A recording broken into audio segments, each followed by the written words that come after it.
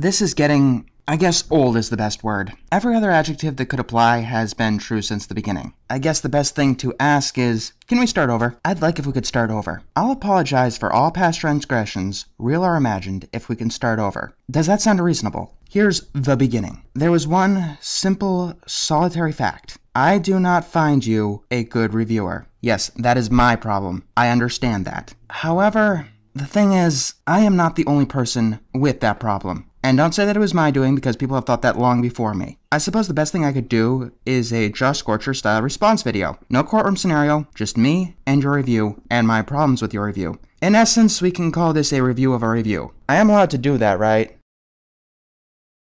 Good! And where did it truly start? The episode Too Many Pinkie Pies. Title says it all, really. Can't read the name of the episode and not be expecting lots of Pinkie Pie and or zaniness for the next 20 minutes. And it delivered. We got silliness, loads of Pinkie Pies, not only in numbers, but also being the protagonist central character of the episode. The story, tone, and main character burst with Pinkie silliness. So, I hear you say. Did you actually like it then, Byter? Simple answer, no. But this is what Pinkie Pie is all about. She's always been acting weird. Why don't you like it now? Well, to answer that, I'll have to not keep it so simple. But it's not like the prologue. We've returned to more serialized hijinks just like before. You like them? Well, that's sort of the problem here. It's all about the hijinks. Despite prior characterization, Pinkie seems, well, shallower or simpler than before. There's no real character arc here. We're going to need more context. Shallower or simpler compared to what? A Friend Indeed where she annoyed Cranky despite his repeated attempts to get her to stop? Over a Barrel where she caused the buffalo stampede for no reason at all? Party of One where she forgot her own birthday that came immediately after her pets? People who disagree with you are going to jump on that. It really makes you seem like you've been blind to some of Pinkie's flaws in the past. The story is fairly simple. Pinkie wants to have fun with everyone, and thus makes lots of copies of herself. Things escalate with hordes of Pinkie Pie running amok. Twilight undoes the problem with magic, but she needs to find which Pinkie is the real one, which she does by setting them a boring test. A very important part of this story is that there was only one clone for a brief period of time, so we can gauge the differences between the real Pinkie and the clone Pinkies. Your main argument is that Pinkie was out of character for this episode. By leaving that detail out, it makes it seem like you weren't paying attention. But beyond Pinkie being sorry about what she's done, and determinism to stay through the test, there's not much characterization going on here for the majority of its length. Most of our time is spent establishing the central tone of zany silliness. Being sorry about what Pinkie Pie did took up a good chunk of the episode, like when she was crying out of sorrow for the clones tormenting her friends, or when she was depressed at the table because her friends couldn't tell her apart from her clones. There are some details that you can't exclude, especially if a devil's advocate can use it against your arguments. It's a return episode for Dave Polsky, the one who penned Feeling Pinkie Keen and Over a Barrel for Season 1. The more episodes he writes, the more I get the impression that he likes writing for Pinkie, with 2 episodes featured strongly around Pinkie's quirks, whilst the other episode giving her a stupid annoying song. The problem I have with his writing style for Pinkie Pie is that she always feels simpler, dumber, or one note. Alright, let's talk about Feeling Pinkie Keen, because I'm pretty sure that Polsky was high off his ass when he wrote Over a Barrel anyway. Was she simple in that particular episode? I would say,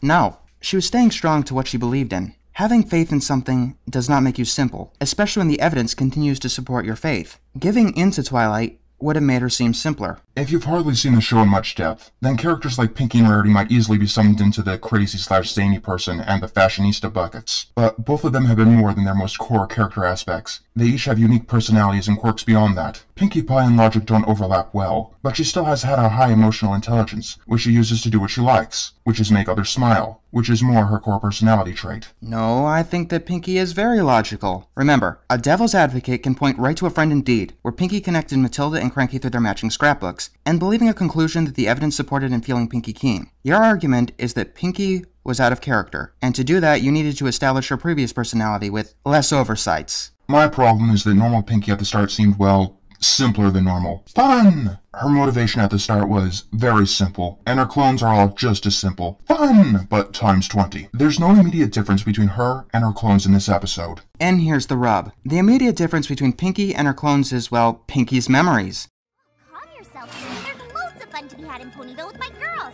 None of the clones would remember who Pinkie's friends were. Numerous other reviewers never testified to any problems determining who the real Pinkie was. In fact, I initially thought they were totally the same. That might not have been a good thing to admit, because that's really working against your point. If it helps, I rewatch each episode multiple times. Sometimes I do it with my critical faculties on, and sometimes with them off. The title promises crazy times. That's what we got. The problem was her motivation and actions at the beginning were as simple and zany as the crowd of Pinkies later on. Alright, the first problem is that this is the first real thing you've said to support your claims that Pinkie was not different to her clones in any way, and we're halfway through your review. This should have been something that you said much earlier, and then built onto that. It would have really added onto your case. Instead, your review has been making an argument that you don't really know Pinkie. Furthermore, one could actually argue that this strengthens the episode, making it even harder for the others to sort through who is the real Pinkie and who isn't. Some advice from a much better critic than myself: vagueness is never good. You gotta show us. You can't just tell us and expect us to take your word for it. That's not good.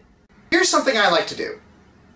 Assume, for all intents and purposes, that you're wrong. Whenever you criticize something, assume that you're wrong. Try to come up with counter-arguments to the points that you make, because you just might be wrong.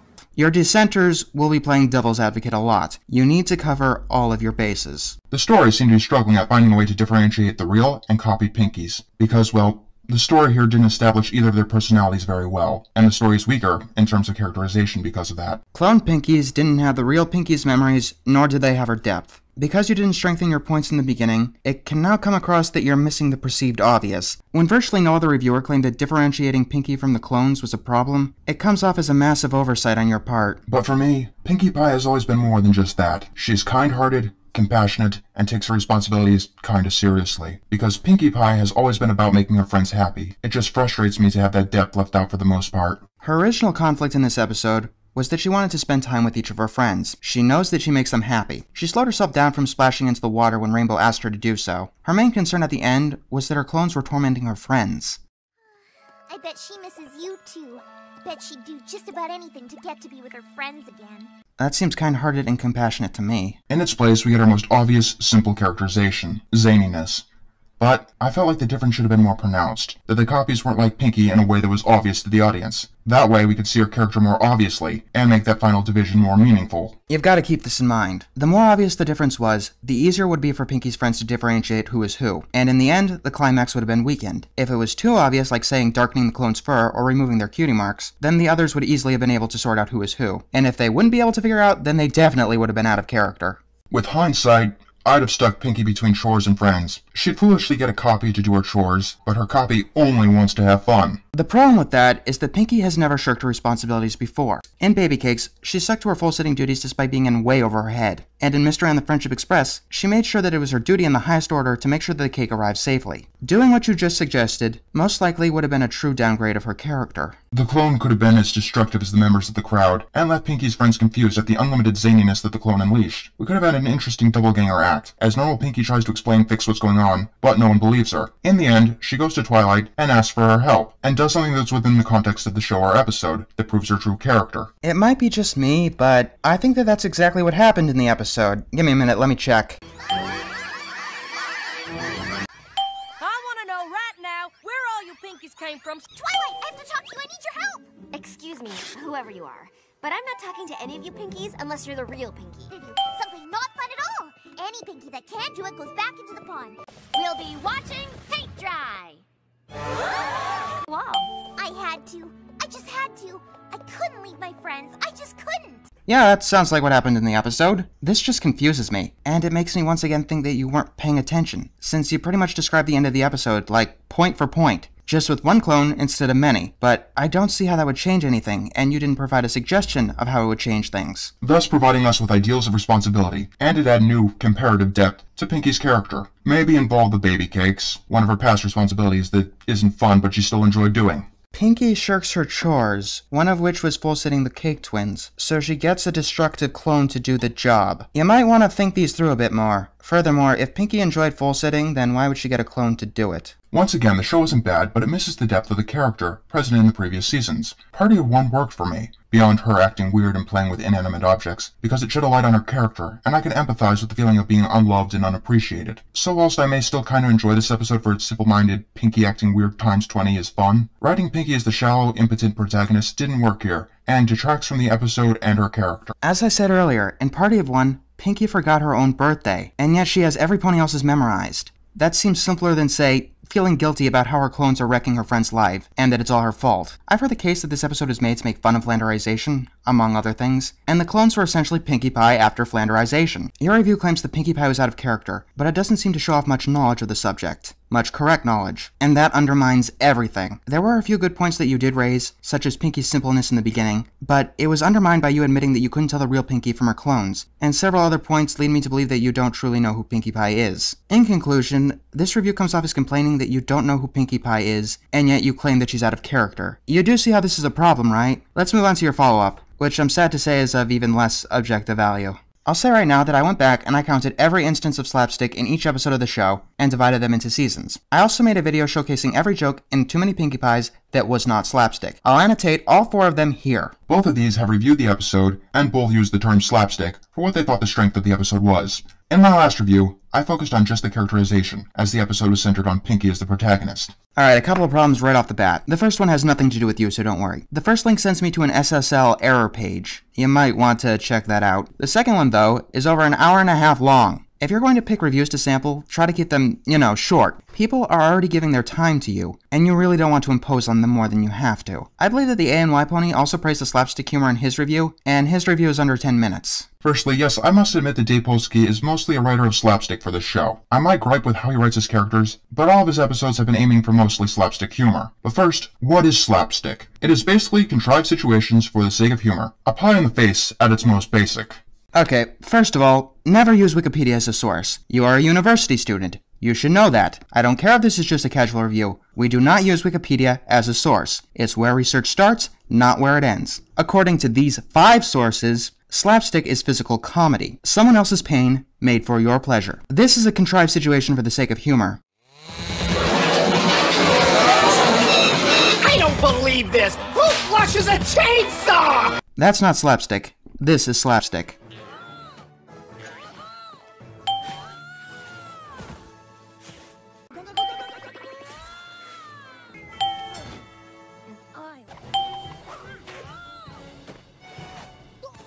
All of those scenarios were from Season 1. Speaking of which, the only season where no one was pied in the face was the 3rd one. Now you're going on to argue a term that you've already misused and missourced. Please tell me why I should keep reading. When analyzing slapstick, I often relate it to suspension of disbelief. If you can get people to accept the conditions leading to and the act of your slapstick, it works. But if you don't, it'll just feel annoying and contrived. Once again, that's not slapstick. And once again, here's a much better critic than me explaining just how slapstick works. Slapstick focuses on the most important rule of comedy, that all comedy, in one way or another, is based on misery. Whether it be mocking something others hold dear, or crushing another in a perfectly timed manner, humor is that defense mechanism that acknowledges that pain is just another part of life. William Hanna and Joseph Barbera knew how to animate great slapstick. It makes sense in animation, seeing how so much of the humor relies on timing, and here, you can literally control each frame to the tiniest detail. Well, because, again, they understood that anything that can emphasize the amount of pain a character is in, usually the funnier the joke will be. The more you can feel the character's pain without making the audience cringe, the better the scenario comes off. It has nothing to do with the suspension of disbelief. Yeah, I can't believe that there was a piano in the mail truck. Still funny when Twilight gets hit with it, though. Furthermore, how can a contrived scenario for the sake of comedy not feel contrived? I'm afraid I don't follow your logic here. The best comparison in previous seasons is Fueling Pinkie Keen, also by Dave. The humor was always staged quite nicely with Pinkie's sense. Her senses, whilst contrived, I could accept, as it was the point of the episode. Alright, now you have to explain to me why you could accept Pinkie's senses that were never fully explained, but you can't accept clones that weren't fully explained. You need to be more clear. This is why it's a very good idea to have all your bases covered. It's like a Jenga tower. The more pieces you remove, the more likely the thing is going to crush under its own weight, and the closer to the source it is, the quicker it's going to fall apart. Both me and Swy want to find out what's leading to all these comedic predictive events. The senses were also not too overplayed. It was spaced throughout the episode, where it was needed, and we had action with the Hydra to help close things off, and provide contrast. You do know that not every joke in Too Many Pinkie Pies was slapstick, right? There was more non-slapstick humor there than there was slapstick humor. Believe me, I counted. You're free to make the counts yourself if you don't believe me. The ending of the episode, and the real Pinkie's depressed mood, seem to provide enough contrast. In essence, you're not helping your point. So what do we set up and work with the slapstick present in Too Many Pinkie Pies? Could I suspend my sense of disbelief on the contrivances going on to enjoy them? The episode paints Pinkie Pie to be a flat, two-dimensional character, to allow for its slapstick, which made her feel shallower and impotent, lots of moping around. You do know that the character doesn't need to be flat to have slapstick happen to them, right? That tends to happen after the slapstick does, not before. Bazing! It's actually funnier if the characters are of higher dignity, so to speak. The joke itself worked off Pinkie being random and destructive, dancing around, jumping, and making noise. The build-up was also very heavy-sided. We go from 2 Pinkies to 20 in minutes. When was there 2 Pinkies again? According to your previous review, Pinkie wanted to have fun with her friends, and then she made a lot of copies of herself. You're now making that detail more and more important. Now, I might start to believe that you purposely left that detail out to paint the episode in a certain way. It was a very important detail. It's like talking about the Mona Lisa without talking about her smile. You just can't do it. The actual slapstick here didn't feel earned. The opposite of it, by degrading who Pinkie Pie was. Slapstick is one of the few forms of humor that doesn't need to be earned. Someone gets hit with a door, and bang, you laugh. Someone falls into a hole that they've missed, and boom, you laughed. Someone gets hit with an anvil, and boom, you laugh. It was simple and built up too quickly. It was like a pie to the face, then 20 pies to the face, with no other jokes to play off of. It loses its effectiveness. It's very much like, huzzah, how many points do I receive? Not understanding when there's too much of a good thing. You need to balance fun and slapstick. More isn't always better. Once again, I'm fairly certain that you don't know what slapstick is. Yes, there can be too much of a good thing, but like I've counted, there were more non-slapstick jokes than slapstick jokes in this episode, which helped to balance out the episode. Furthermore, if you're going to go after an episode with too much slapstick, Dragon Quest has more instances than any other episode of the show. Once again, count them. Finally, slapstick is fun. How do you balance something out with itself? In short, no, I didn't find the episode that funny due to slapstick. I can kinda get where people can enjoy it, however. A pie to the face can be quite funny by itself. It's just I prefer my gags to be well-paced and earned. Here we just degraded Pinkie's character to do the same gag ad nauseum. It's one thing to say that you didn't find the episode funny, but you built your whole argument on the wrong definition of a word. In fact, I don't know what you were truly referring to. A definition that I do not know how you came to really undermines future things you have to say. That's not my opinion, that's reality. Especially because you continue to use the word slapstick. Byter, I'm asking you this. Do you want me to review your other reviews? This is how it started, remember? I have not used one ad hominem in this video. To those who don't know, and there's a surprisingly lot of you who don't know, it's essentially an insult. Saying that someone's logic is faulty because they are a troll is an ad hominem. Saying someone is a troll because their logic is faulty is not. All I did in this video was attempt to gauge the objective value of your reviews. Whether or not I succeeded is up to the masses to decide. No hate, pride, or prejudice has soured my tongue. If you'll accept this as a new start, I will annotate my screw-ups video to link to here. And anything that I said about you prior to this point, I consider null and void. It's up to you whether or not to take my advice. I know you really don't want it. And to the masses, please do not flame him. I am semi-sure that that's how this whole complication started. And if this video does get flagged, I will fight to keep it up. There's no worry there.